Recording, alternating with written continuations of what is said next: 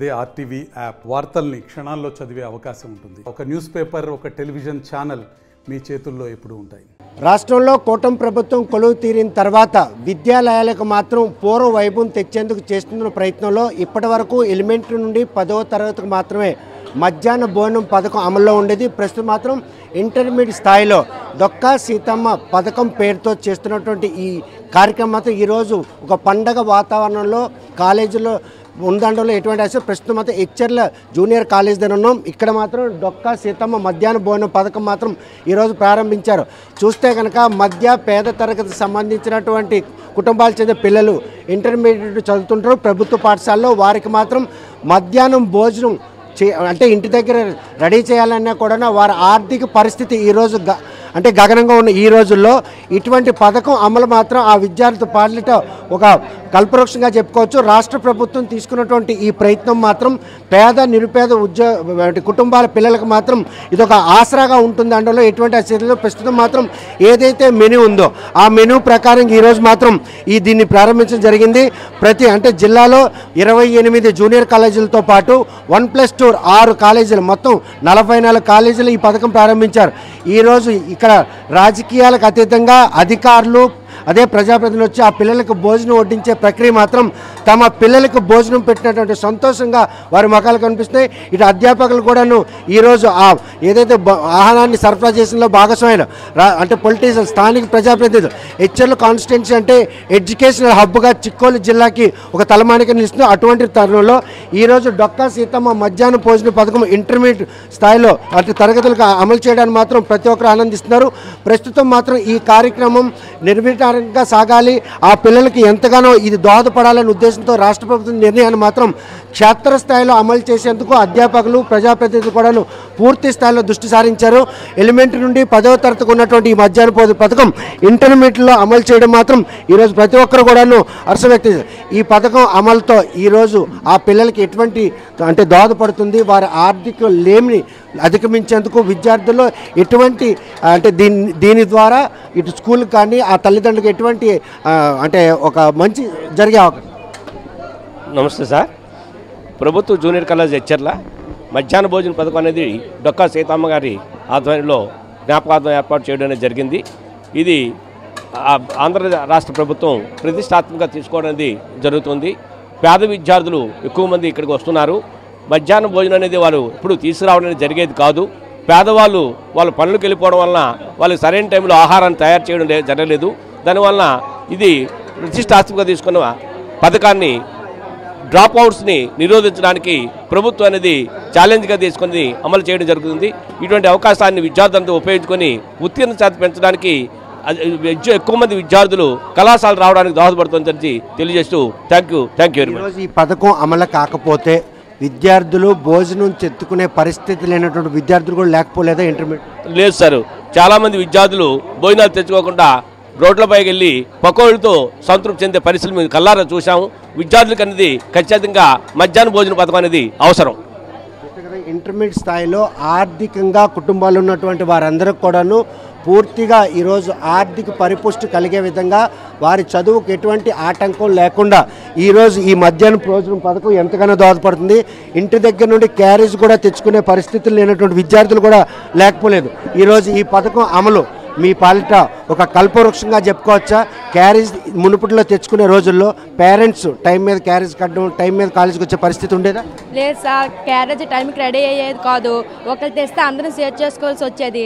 ఇప్పుడు పెట్టడం వల్ల అందరూ కడుపు నిండా భోజనం చేయాల్సి ఉంటుంది సార్. ఇది మీకు భవిష్యత్తులో మంచి మీరు ఏదైతే గోల్ అచీవ్ అవ్వాలనుకుంటారో ఆ అచీవ్కి ఇది ఎంతగానో దోహదపడుతుంది? చాలా ఉపయోగపడుతుంది సార్. అందరూ మధ్యాహ్నం ఆకలితో ఉండకుండా బాగుంటున్నారు కదా సార్. ఆరోగ్యం కూడా చాలా బాగుంటుంది అందరిది, కాబట్టి చాలా ఉపయోగపడుతుందని మేము అనుకుంటున్నాం. చూస్తే గతంలో క్యారేజ్ ఇంటి దగ్గర అమ్మ నాన్న కట్టిన వరకు ఉండాలా, లేకపోతే ముందు వచ్చేసి ఇక్కడ అర్ధాకలతో ఉండాల్సిన పరిస్థితి? ముందు వచ్చేసి అర్ధాకలతో ఉండేవాళ్ళం సార్. ఏదో బయట ఫుడ్ జంక్ ఫుడ్ తినేవాళ్ళం సార్, తినలేకపోయేవాళ్ళం సార్. ఇప్పుడు మాకు ఇది చాలా ఉపయోగపడుతుంది సార్. మీ ఇంటి దగ్గర ఏ ఊరు, ఎక్కడ నుండి వచ్చారు? మునుపట్లో క్యారేజ్ తెచ్చే ప్రక్రియను ఈరోజు మధ్యాహ్న భోజనం ఇక్కడ అమలు ఇంటర్మీడియట్ చేయడం ఏ విధంగా దోహదపడుతుంది? అంటే బయట నుంచి వచ్చేవారం కాబట్టి ఫుడ్ రెడీ అయ్యేది కాదు సార్. అన్నీ ఇక్కడికి వచ్చాక ఫుడ్ పెట్టడం వల్ల అందరు కడుపు నిండా తినడం కాబట్టి జరుగుతుంది సార్. అందరికి స్టూడెంట్స్కి మొత్తానికి హెల్ప్ అవుతుంది సార్. సో ఈ పథకం ఏదైతే ఉందో ఈ పథకంలో మీ చదువుకు ఉన్నటువంటి ఆటంకాలు కూడా అధిగమించే అవకాశం ఉంది. ఉంటాయి కదా సార్, అంటే ఫుడ్ కంప్లీట్ అప్పతే ఉండిపోయే అవసరం ఉంటుంది కదా సార్, అలా కాకుండా రోజు వచ్చే అవకాశం ఉంటుంది సార్. చూస్తే కనుక ఎక్కడ ఉండొచ్చు అమ్మా, మునుపట్లో క్యారేజ్ తెచ్చుకుంటా లేకపోతే ఒక రోజు తెచ్చి తేనటి పరిస్థితి, ఒక రోజు తెచ్చి తేకుండా తెచ్చే పరిస్థితులు ఉన్నాయి సార్. అందువల్ల ఇప్పుడు మధ్యాహ్న కార్యక్రమం పెట్టడం వల్ల చాలా బెనిఫిట్స్ ఉన్నాయి.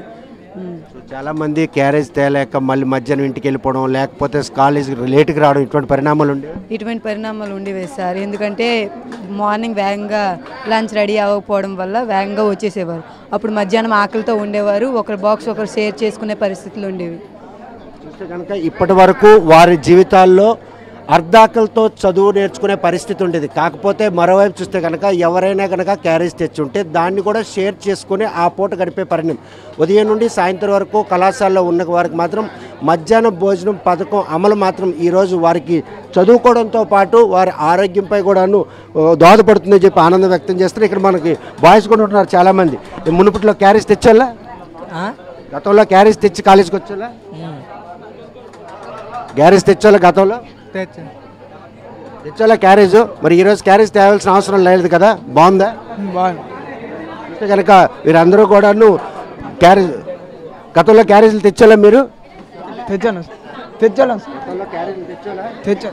ఆ క్యారేజ్ అందరూ తెచ్చాలా కొంతమంది తెచ్చుకుంటారు? అందరూ తెచ్చారు. ఈరోజు అవసరం లేదు కదా ఇక్కడ? బాగుంటుంది సార్. చూస్తే కనుక గతంలో క్యారేజ్ తెచ్చాడా? తెచ్చేవాళ్ళం సార్, అందరూ తెచ్చారు. ఫ్రెండ్స్ అందరూ చాలా మంది షేర్ చేసుకునే పరిస్థితి ఉండేది సార్. ఇప్పుడు మరి ఈ మధ్యాహ్న భోజన అమలు ఏ విధంగా దోహదపడుతుంది? బాగుంది. అంటే అన్న ప్రకారం పెట్టడం చాలా మేలైంది. ఇదే క్యారేజ్ ఇంటి దగ్గర కట్టాలంటే అంతే చాలా టైం కాలేజీకి లేట్ అయిపోద్ది. ఇప్పుడు అవసరం ఉండదా? అవసరం ఉండదు. చూస్తే కనుక చాలామంది ఈ అవసరం తీరే పరిస్థితి ఉంది. చూస్తే గతంలో ఏ ఊరు నుండి వచ్చావు? గతంలో క్యారేజ్ తెచ్చుకుంటాడు? తెచ్చుకుంటాను.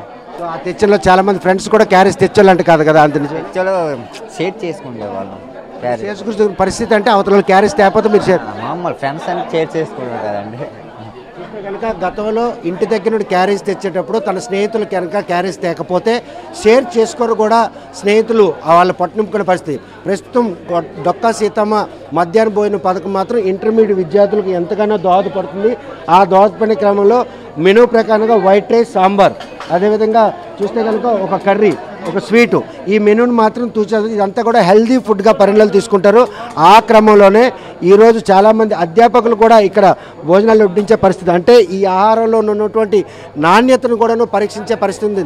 డొక్కా సీతమ్మ మధ్యాహ్న భోజనం పథకం ఇంటర్మీడియట్లో అమలు చేయడం మాత్రం ఈరోజు ఆ విద్యార్థుల పాలిట ఈరోజు వారికి ఎంతో దోహదపడుతుందని విద్యార్థులందరూ భావిస్తున్నారు.